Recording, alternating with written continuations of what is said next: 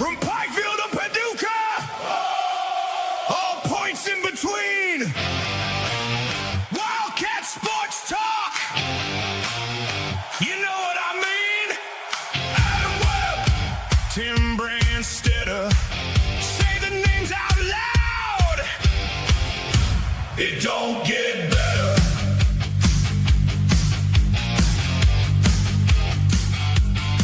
Tailgates up by sunrise, cleats on the concrete. Every yard means something, every play got heat. Blue blood in the hills, hear that call roll through. If you want the real talk, we got it for you. Turn it up, leading close, the whole state knows who brings the most. Wildcat Sports Talk, Wildcat Sports Talk. Big Blue Nation, best kept secret.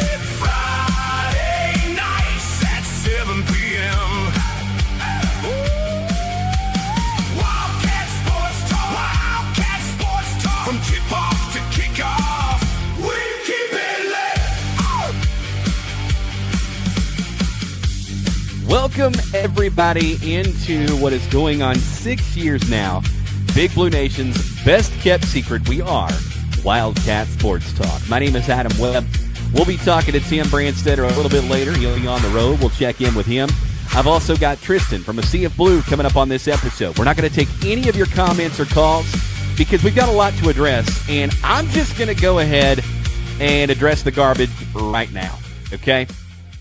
And that's that, and this is the way it's going to be because I'm just not going to dance around it. Yes, Kentucky missed on Tyron Stokes. We know that. There it is. It's out. Now everybody can breathe. It's over, and thankfully I'm glad it's over because the bigger question, though, isn't did Kentucky miss? The real question is this: did Mark Pope actually miss? Or did Kentucky and Mark Pope just dodge a headache wrapped in hype? Because I've sat back for the last few days and I've watched this fan base lose its absolute ever-loving mind again. And I'm going to be honest with you, some of you all are embarrassing. You just are, and I don't say that lightly. But let's start with the Stokes situation. And if you're a five-star kid, like Tyron Stokes, all right, and if you're truly built for Kentucky, if you understand what it means to wear that jersey, you don't drag a fan base through the mud. You sure don't play games, and you sure as hell don't drag this fan base through the mud. And you don't turn your recruitment into some circus where nobody knows what's real and what's not. So, yeah, I'm going to say it. At some point, you got to ask yourself, was it a miss? Or was this a kid trolling one of the biggest brands in basketball? Because from the outside looking in, it felt a whole lot more like trolling than it did a clean, respectful recruitment. And if that's the case, I don't want him anyway. That's not Kentucky. Sure, I thought he was coming here. And I addressed that, and you all are, because everybody did. He trolled the entire fan base. He trolled the coaches. He trolled everybody. He's up making shots at Rupp Arena while he already signed a deal with Kansas. But here's where I'm really about to turn the heat up, because the bigger problem right now isn't the recruit. It's the fan base. And yeah, I said it. The same fan base that prides itself on being the best in college basketball, the most passionate, the most loyal, turned around and absolutely trashed Mark Pope the second something didn't go their way. And it's been that way all year. And I don't act like I didn't see it because I posted it. I literally showed y'all screenshots, comments, messages. Just go back a few days ago. Fans calling him a failure, saying he can't recruit, saying this isn't Kentucky anymore, questioning whether he's the guy after one recruiting miss. One. Now, again, I'm sure this is all building up, but are you kidding me? This is the same guy who hasn't even really been at Kentucky for more than 2 years. The same guy who walked into one of the most pressure-packed jobs in sports. The same guy who has already proven that he can win. So let's talk facts. Since everybody suddenly forgot him, all right? At BYU, Mark Pope did build a consistent winner. Multiple NCAA tournament appearances. Okay, multiple. 20-plus win seasons. He's had that, and he's had that since he's been at Kentucky. Top-level offensive efficiency. He didn't inherit a blue blood. He built something, and now he's at Kentucky. And instead of giving him to build that program, y'all want to tear it down before it even starts. Now, that's not passion. That's impatience. That's entitlement. And honestly, it's weak. It's Bush League garbage. It's weak. And while we're at it, let's talk about the environment that we are creating for these recruits. You think recruits don't see that? You think kids and their families aren't watching how Kentucky fans react the second something goes wrong? Because they are. And when they see a fan base turn on their own coach, overnight, you don't think that factors into their decisions. It absolutely does. And so before you sit there and scream, why aren't we landing everybody? Maybe look in the mirror and ask what kind of environment you're helping to create. And look, I'll be the first one to admit these kids are soft. They are. But that's where we're at now. But that's where they're at. So either we embrace this or we push it away and get stuck in the past, and that's all we'll have to live for. Now let's shift gears, because there's another piece to this that a lot of folks don't want to talk about, okay? And it's that terrible JMI deal. I know, I was thinking, oh gosh, that's all y'all ever talk about, you KSR, man. Well, because while everybody's yelling about recruits, there's a bigger issue sitting right in front of us, all right? Kentucky's NIL and marketing structure has been, let's call it what it is. It's an absolute mess. And the JMI sports deal has been criticized across the board. It's just limited flexibility, outdated structure, and it's not nearly aggressive enough in a world where this NIL is everything. Now, this isn't 2015 anymore. All right, this is a pay-for-play era, and whether people want to admit it or not, if Kentucky isn't positioned at the top of that game, we're going to lose battles, and that's not on Mark Pope. That's bigger than him. All right, that's the infrastructure. That is the administration. That's Mitch Barnhart. That's the system around the program needing to catch up to reality. Okay, now let me ask you this though. All right, if a recruit goes somewhere else because of NIL, if there are structural disadvantages behind the scenes, why is the first reaction to blame the head coach? Why is the first reaction to tear down the guy who literally just got here? And I understand, he's been here 2 years. I mean, that's far enough to get something going. It's not. It's not. And before you say this, because I keep hearing this too, well, it don't affect football and women's basketball. Okay, it doesn't. You're right. It doesn't affect them. You know why? Because there's something called rev share and there's something called NIL. Football makes the majority of their contracts based on rev share. Now, I understand the Tyron Stokes situation was 90% rev share. I do know that. Okay? But understand, NIL is a whole different game. And that's where the majority of men's basketball comes from, is NIL. So there's the rev share and then there's NIL. Stokes just played the system. That's all he did. Okay? He trolled Kentucky. He did it just to do it. All right? That's it. Bottom line. But the rest of these guys are relying solely on the NIL deal, and this JMI deal is just terrible. So you blame the coach because it's easy. It's easy to tweet. It makes you feel good. It's easy to complain. But it's a lot harder to actually understand what's going on. Okay? And really, here's the truth that nobody wants to hear. Kentucky basketball is not broken. It's transitioning. Okay? There's a difference. And you've got a new coach right now. We do. We have one. A new system. John Calipari is gone, okay? So you fanboys out there that want never wanted John Calipari gone, go cry in the closet, go do whatever you got to do, go be an Arkansas fan. I honestly, we don't need you. A new culture is being built here, and that doesn't happen overnight. And if you expect it to happen overnight, you're setting yourself up for disappointment every single time. Now, let me be clear about something, okay? This is still Kentucky men's basketball. The standard is championships. The expectation is Final Fours, and nobody is lowering that bar, okay? Not me, not you, not Mark Pope. But what I am saying is this. If you don't give the guy a real chance to build something, you're going to be the reason that it never gets built. Look at Indiana.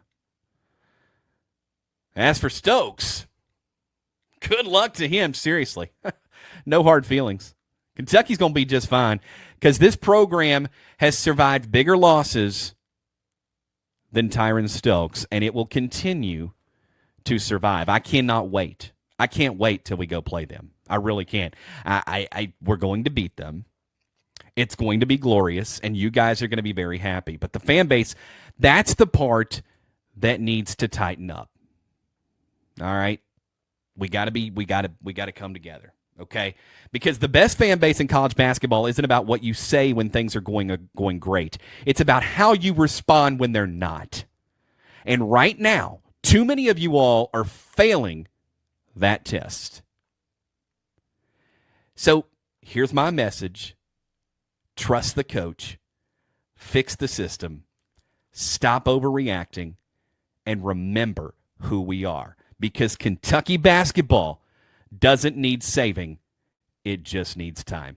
We're going to take a quick time out. When I return, I've got more coming your way. We're going to be hearing from Tristan from A Sea of Blue. We'll talk about some of the recruiting updates coming your way. And Mark Pope travels to Israel. He's going to pick up a guy that I'm pretty excited about. Of course, we didn't talk about McBride. McBride now coming to Kentucky. We're excited about that as well. And I am. You got to get excited because this is where we are. Let's get excited. Let's not be sad. Let's not be depressing because if you want to be depressed, go on Twitter, go on Facebook, go listen to other shows because right here at Wildcat Sports Talk, we're bringing the heat. All right, we'll be back right after this. Looking to transform your home or business? Call the team that gets it done right.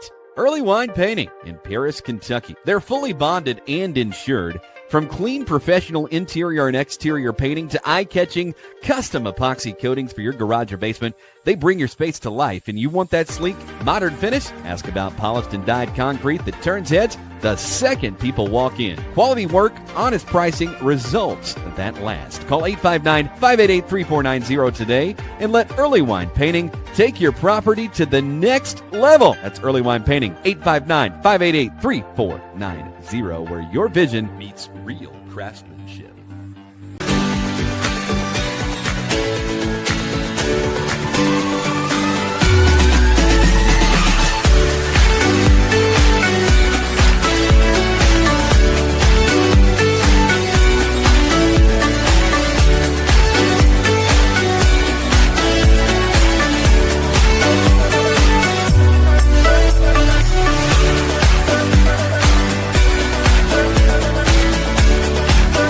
Into the show. We're bringing on right now, we are going to be bringing on one of A Sea of Blue, a person from A Sea of Blue. His name is Tristan Pharis. And Tristan, thanks for coming on the show. We really appreciate it. And, the fan base is losing their minds right now, man. They are, and for good reason. I definitely sense the frustration just because if you put so much time and effort into one player and he drags you out until April 30th, which is completely in his right to do, just to see how roster shakes out and get final offers, it puts you in a bad spot because if you look at the best teams, how they're building their rosters, they're doing it in three areas. They're doing it in the portal, retention, and high school recruiting. And Kentucky basically struck out retention and high school recruiting. You got some guys back, but not as many as you would like. And they're having to put all their eggs in the portal basket. So definitely understand the frustration. But for me, I'm not going to spend the next 6 months feeding or trying to be negative when a game hasn't been played. So we'll see what Mark Pope's cooking and see. We should have a roster in the next month. So.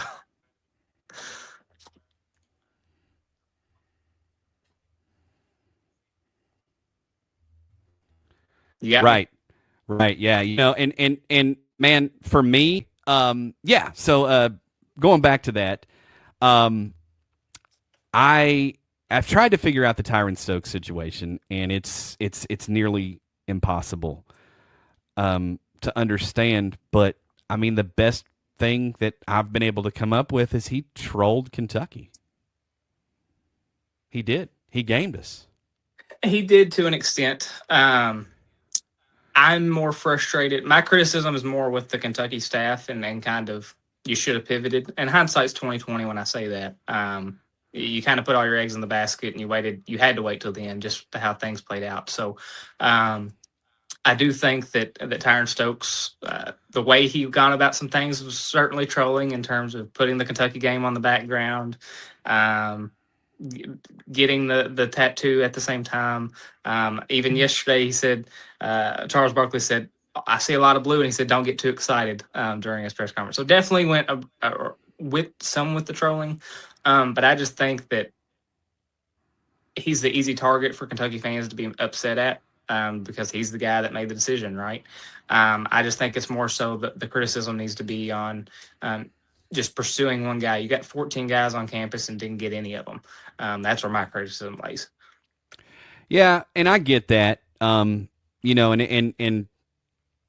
I just, for me, I looked at it like this, and again, this staff has been very quiet, but I really thought we had a shot to land Stokes. I mean, I really did, and I think they did too. And if the kid was leading them to believe that, putting all your eggs in that basket, it's a catch-22, because either you go all in on him and lose him, or you don't go all in on him and lose him. Yeah. And so if you win and it works, as Shannon Dawson once said, you'd have loved it if it worked. But it didn't. And I certainly understand that criticism, and I really do. But I want to shift to this. It is worth noting. I mean, we're really having a hard time landing recruits, and I understand. Folks are saying, well, football and women's basketball, they're not having a hard time with that because a lot of what they're doing is rev share. Okay. Kentucky basketball is focusing on the NIL space, which is where the JMI deal comes into play. What do you think about it? I just want to hear your thoughts on this JMI deal. I mean, do you think it's hurting Kentucky? I don't think it's hurt. I think they've gotten a lot better in some areas. I don't think it's hurting Kentucky to the extent it was maybe a year ago when it first got announced. I've talked to people that were kind of in two negotiations for guys that either committed or returned to Kentucky this year. One of them said it went as flawless, as not as easy as it could be. The other one said there was some held up in terms of provisions in case certain things happened. And that kind of took like a week and a half longer than they were hoping. But I think right now it's just, Mark Pope is a great X and O's coach. I won't say great. He's a really good X and O's coach. He's got to prove that he's great. He's the polar opposite in Cal in terms of he's not the salesman Cal was, but he's got the X and O's. He's polar opposite, and that's kind of the reason Mitch Barnhart picked him. And so many fans are excited just to be the antithesis of what Cal was. And I think that's why he went out and got Alvin Brooks and Jason Hart, and those guys, as great as recruiters they have been in the past, they just weren't those recruiters in this new age of college sports. And maybe Mo Williams can be that. That's yet to be seen. And then you got an open spot that's to be filled by we don't know at this point. We thought it was going to be Jamal Crawford. we were hoping But it would that's be. not going to happen now. I can Yeah. guarantee you that won't happen now. And do you think when when do you think they found out? Do you think it was during the announcement, or do you think this McBride, them releasing that, was kind of the soften the blow? I think if a lot of people will look at the Mo Williams suite and think that they had a shot. I do think Kentucky believed they had a shot till the end. Now, I don't think that they thought they were the school. But if you get the visit 2 weeks ago at this point, you get the final visit. He's from your home state. You're the Nike school. You believe you have a shot to the very end. But I think, I mean, most people would tell you it's been Kansas since the fall, and that's kind of where I'm at. Like, if you knew there was a possibility that he was going to hold you out this long, So I you go just back. Well, I go back to that JMI deal. Not to interrupt you, but I go back to that JMI deal, and that was kind of the talk back in the fall Mhm. when Tyron Stokes was a lock to Kentucky. They said it. I mean, he was coming to Kentucky. Him and who the other? There was another guy, Christian um, Collins. Christian Collins, and we didn't get neither of them. And there, people have said it's this JMI deal that kind of hurt that. I mean, With my conversations with JMI, which obviously they tell their side of the story, and then you got to talk to others to get their side of the story. At that time, I do think they were doing some things that hurt, and that may be the holdup in the Christian Collins recruitment. But at the very end of the Tyron Stokes recruitment, I don't think anything JMI did led him to go to Kansas. I think at that point, JMI may have opened the door to him uh, navigating Kansas more. But also during that time, he changed schools, went to a school that had a closer relationship with Kansas in terms of who he was being coached by. So that was another thing. Is I just think that a couple of things happened at once when he was ready to commit. And Stokes is a character. He wanted to, just like he announced when it was going to committed the same day. That's just who Tyron Stokes was. So when leaks of his recruitment dates or commitment dates started coming out, he had to transfer schools. I think that kind of led to opening that door to Kansas, and they took full advantage of it. And Kentucky was just kind of pulled and lulled along all the way to the end. and that, that ultimately, um, and there's a lot of folks that we go back at that time as well, and there's this kid. I don't know much about him. He was supposedly the one that leaked it. That's supposedly a Kansas fan. I don't know that had anything to do with it. I think that at the end of the day, Tyron Stokes, I think he played Kentucky. I do. I really believe that. I mean, it is what it is, and we have to move on. So, in moving on, do you think the fan base plays a role in some of these recruits' decisions? Every fan base has their bad minority of fans, that 1%.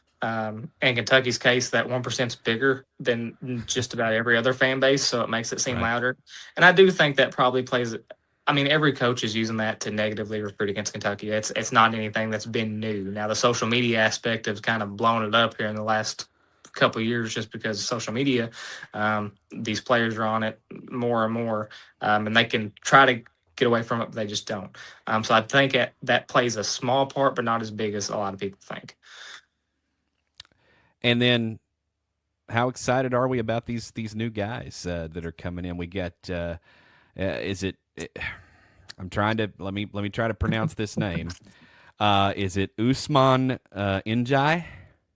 I think it depends on who you ask. That's the pronunciation I've heard a lot. But then there's some guys where he was playing in the EuroLeague where they're saying Usman Die. So I think he'll clear it up when he gets here. Is what I'm waiting on. Right. And so, what do you think? I mean, hey, if we become a EuroLeague and we're good and we win games, I really don't care. That's my thought. Yeah, Illinois. I mean, they made a Final Four out of it last year. That's kind of become their farm system, is going in to get those Euro guys. Now with the Euros, we've had Yelovich, we've had Big Z. You don't know what you're getting in terms of how they're going to translate their game to the college game until they get here. And most of those Euro guys, they don't really hit and start playing well till year 2 or 3. But Usman is different, and even Santos that Kentucky's looking at in Israel, in terms of Usman is 22 years old. Santos is going to be 24 years old when the season starts next year. So those aren't just guys that are 18. Bam, those are, I mean, they're grown men at this point in terms of where they'd be in college basketball. So, And I'm okay with that. I mean, just remember yeah. Julius Mays, right? Yeah. He's a guy that, I mean, he was up there. I mean, he was Uncle Julius, and which, by the way, shout out him. He's one of my good buddies now, and he's an athletic director now. He's doing really well. So we like Julius Mays around here. But yeah, he played, and that we like that. I mean, you wanted experience. A lot of folks, cried about that when Cal was here, the one and done system. So you're going to get all the experience on the floor you could want. It's just a matter of putting it all together. And then I really think the wild card, and you correct me if I'm wrong, I think the wild card might be Braden Hawthorne. Yeah, I think if you talk to anybody around the program last year, like the guy that they got rave practice reports, which, spoiler there, they don't always work out. But Braden Hawthorne was a guy in practice that, I mean, he had some great days. He was always the first one on the court to anybody that went to the games. He getting his own workout in. And I think the most important thing to me was watching his confidence grow. I remember when he first got to Kentucky and just you talked to him, he was, I mean, 1 word, 2 word answers, looked like a baby deer.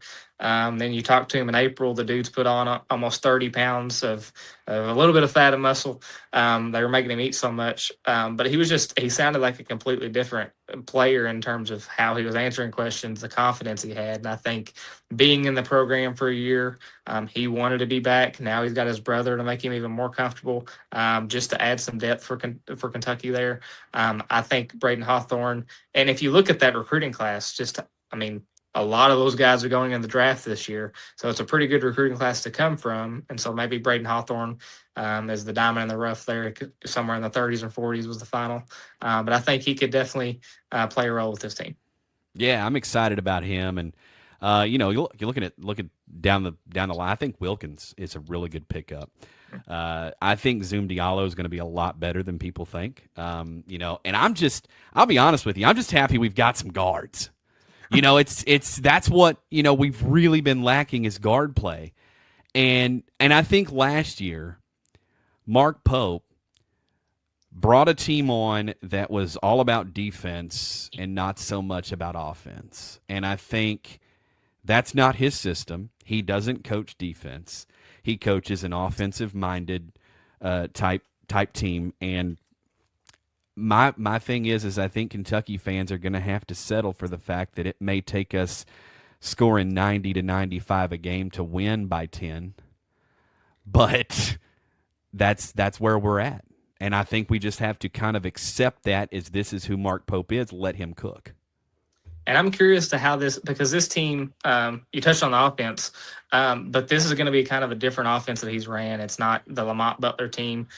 If you look at Wilkins and Diallo and kind of just watch them play, they're very centered around the pick and roll offense. And then kind of Moreno's your pick and roll guy, but who's going to be that second spot when Moreno's on the bench or something running that pick and roll. So it's going to be a little bit of a different looking offense too. But I mean, if you got guys like Wilkins and Diallo, 2 of the most high-powered offensive guards in the portal. That's a good start. Let's just see if they can make it to the start of the season healthy. That's my one thing this whole season. Or however it plays out, let's just see a roster fully healthy and see. Do you think Trent Noah can have a good third year? I hope so. Just because it felt like his confidence was just completely shot the second half of last season. And even parts of the first season where he would just look reluctant to shoot the ball with good looks. I remember the Gonzaga game specifically, like there were 2 or 3 times he just had the ball wide open, just did not shoot it. And that's Noah, he doesn't really he can find his way and get the rebounds. He's not really a passer. He's out there to shoot. And if he can't shoot or he can't make, then he can't really produce. So hopefully going into year 3, this is kind of can be a breakout year and kind of be somebody that can give you 5 points off the bench, be that knockdown shooter you need at times. So I saw you touch a little bit on Twitter, and I'll close with this. A lot of folks are like, well, why hasn't Mark Pope come out and talk? Mm-hmm. Well, historically, we really don't get anything in April. Like, folks need to understand, like, we really don't ever get anything from any coach. Calipari was like that.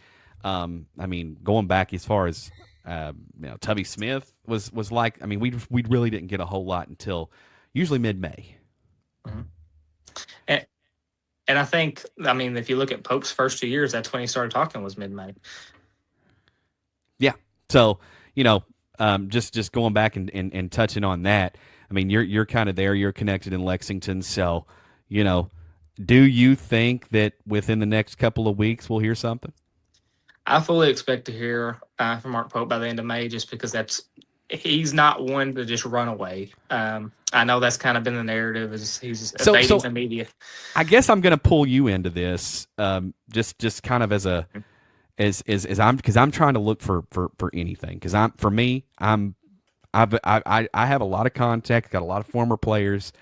It has been radio silent. Have you heard anything at all about just how Mark Pope is doing mentally?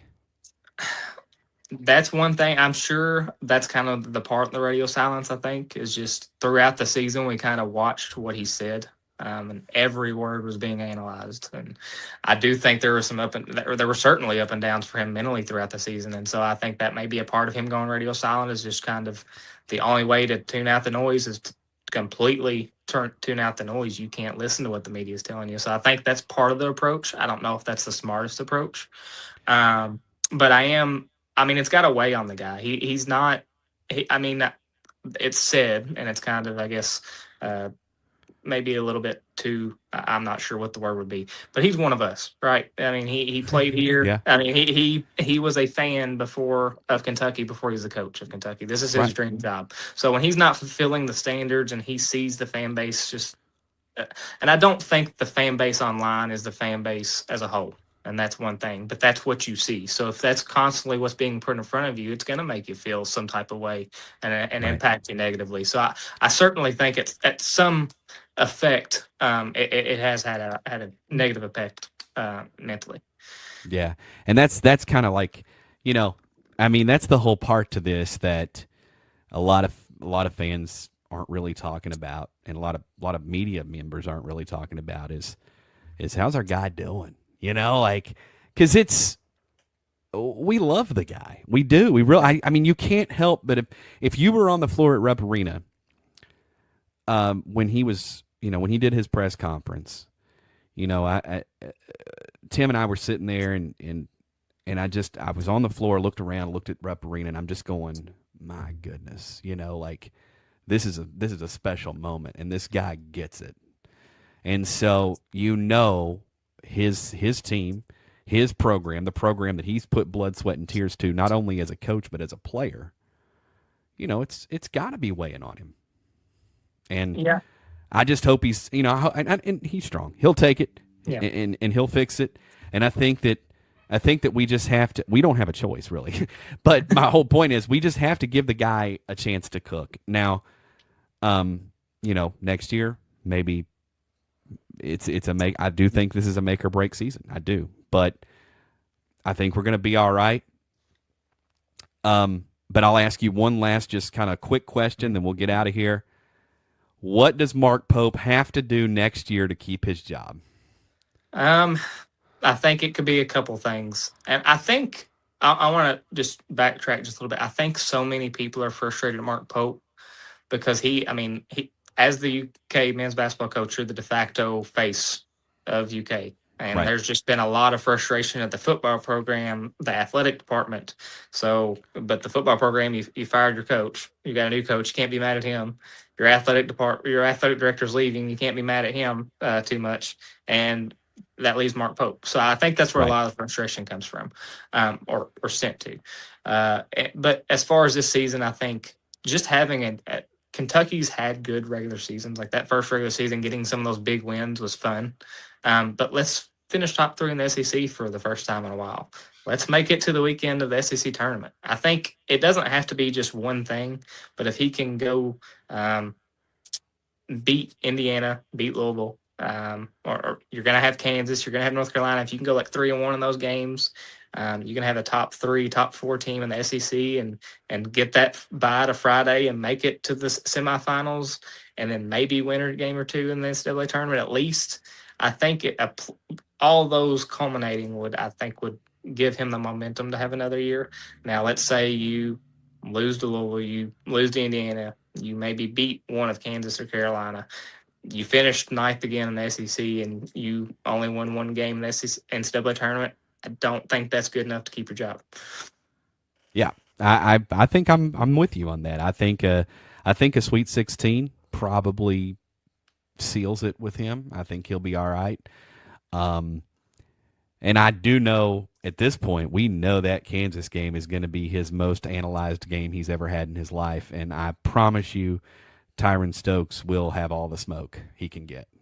And I think to touch, like we both basically said Sweet 16, that's not the standard at Kentucky.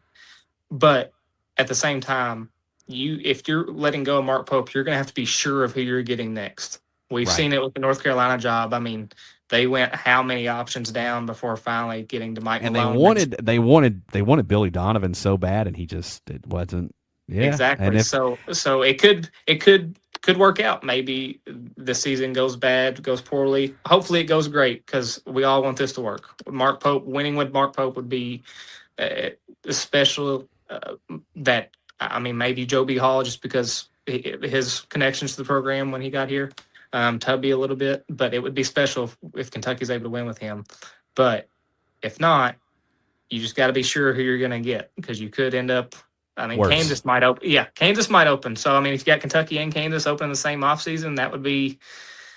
That would be something.